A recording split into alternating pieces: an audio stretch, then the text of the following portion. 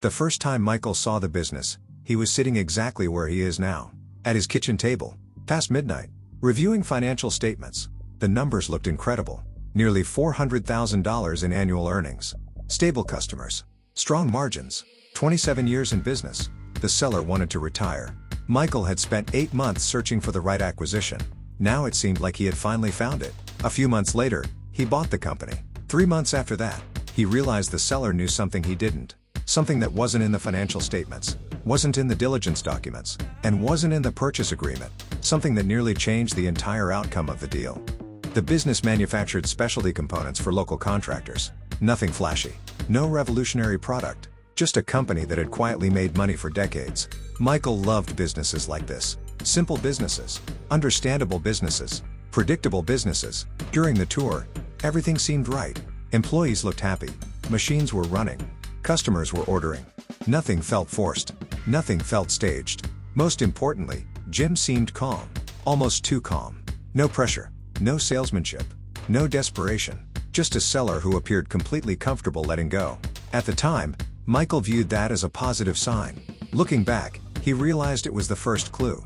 Closing day felt exactly how Michael imagined it would.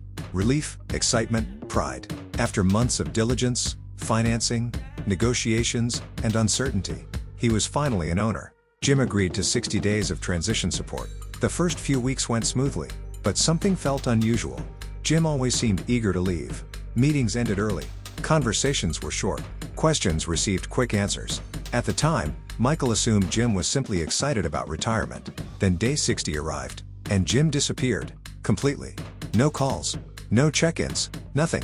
Michael considered it a good thing. Until the phone rang. The customer wasn't calling to complain, or place an order, or ask about pricing. Instead, he asked a strange question. Is Jim still involved? Michael explained that Jim had retired. A brief silence followed. Then the customer asked something even stranger. Who's handling the exceptions now? Michael didn't understand. What exceptions? The customer explained. For years, whenever impossible requests arrived, Jim handled them. Whenever deadlines fell apart, Jim fixed them. Whenever mistakes happened, Jim absorbed the problem. The customer assumed somebody else had taken over that role. Nobody had. Because Michael didn't even know the role existed. At first, Michael dismissed it. Then more customers started asking the same questions.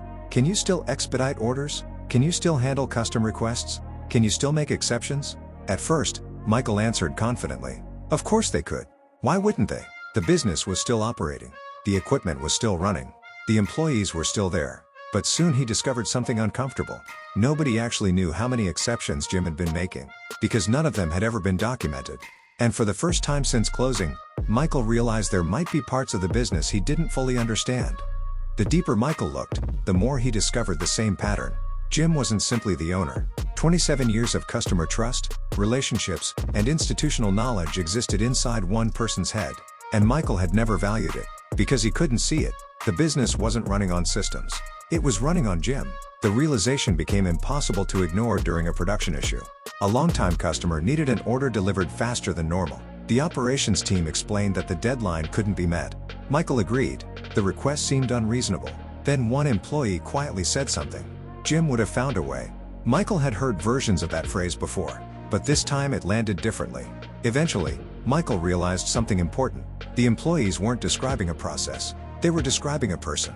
For nearly 3 decades, the company had relied on Jim's judgment, his relationships, his instincts, his reputation. The problem was simple. You can't transfer 27 years of trust in 60 days. When Jim left, he didn't take equipment. He didn't take customers. He didn't take inventory. He took something much harder to measure: context. The kind that only develops after decades of solving the same problems for the same customers. The financial statements had never captured that value, but the business felt its absence immediately. For a period of time, Michael became frustrated with himself. Not because he had bought a bad business, but because he had asked the wrong questions. Looking back, he realized he had analyzed almost everything except dependency. He assumed a 27-year-old company must be systemized. Instead, he discovered it was heavily dependent on one exceptionally capable owner. What made the lesson especially difficult was that Jim hadn't hidden anything. He hadn't lied. He hadn't manipulated the numbers. The financial statements were largely accurate. The issue was subtler than that. Michael had purchased the business shown on paper, but he hadn't fully understood the business that existed between the lines. Fortunately, Michael adapted.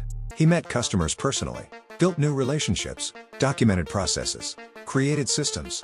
The business survived, then improved. Before this deal, he thought he was buying cash flow. After this deal, he realized he was buying trust.